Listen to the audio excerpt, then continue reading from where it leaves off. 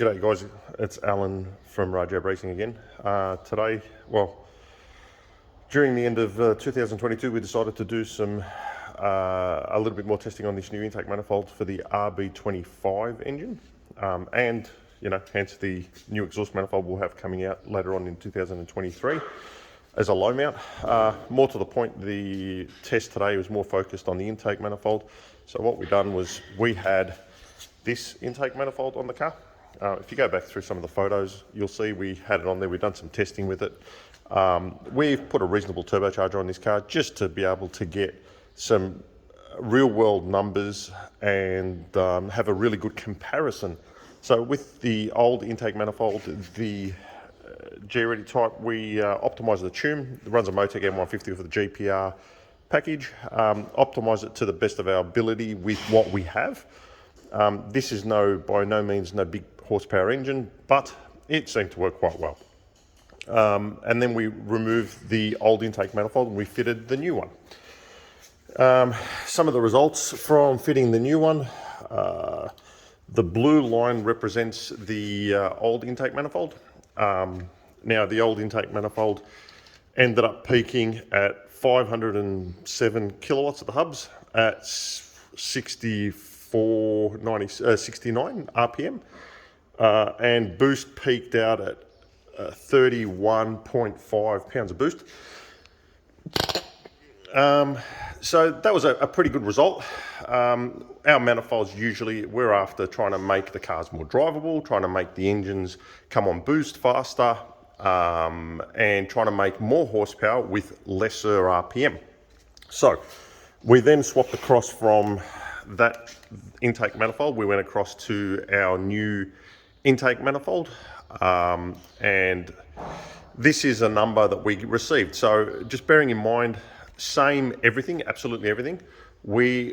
Even throttle body, the only thing we did replace was the lower runner and the top half. We used the same injectors, same fuel rail, same fuel system, same turbocharger. We used a manual control, boost control system. And the reason we done that was so there was no tinkering with boost and using boost electronically and trying to make it come on faster. We don't want to do that. We want to give you actual results. If you were to purchase one of these, put it on your car, you should be able to see results by simply bolting it on. That's what our products usually are all about. So yeah, we got it all bolted up. We turned the boost down a little bit and just gave it some base runs. We didn't have to do a huge amount to the tune.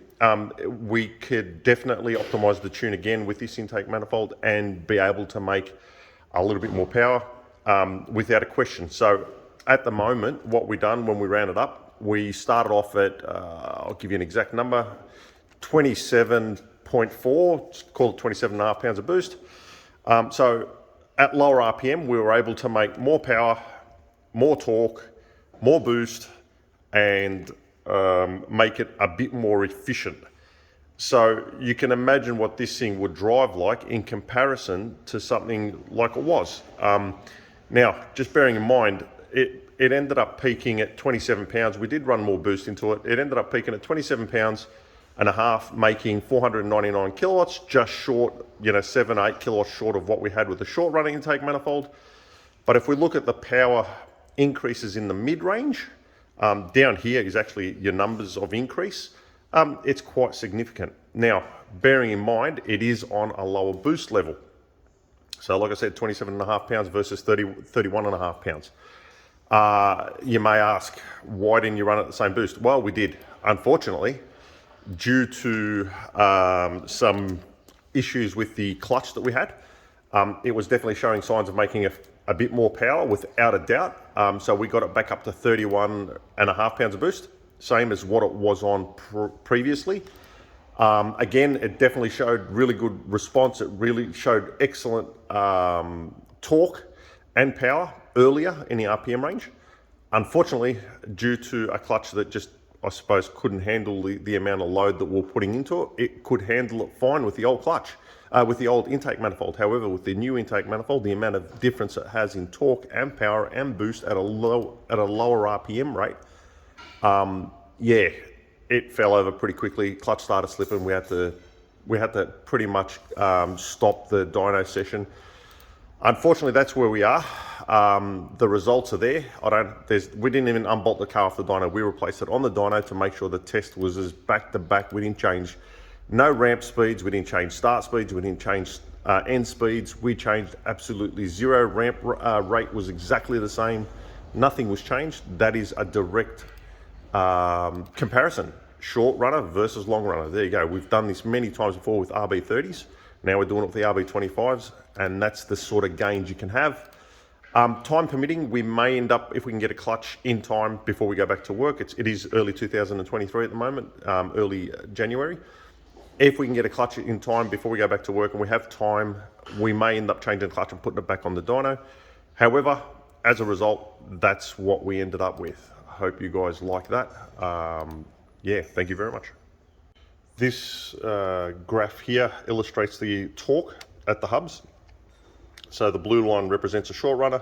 The red line represents the long runner. I'll get rid of the clutch slip one. Don't worry about that for a sec. So if we come across, that is the amount of torque difference there is at lower engine speed down the bottom that you can have. Well, this is what we actually saw at a lower boost level. So remembering at 20, like right there, it's at 27 versus 29, we are making a fair amount more torque than what it was with more boost in it. And have a look at it. So if we go right across to where it peaked, it still made more torque at lower RPM, even at a lower boost level. I think it's pretty significant.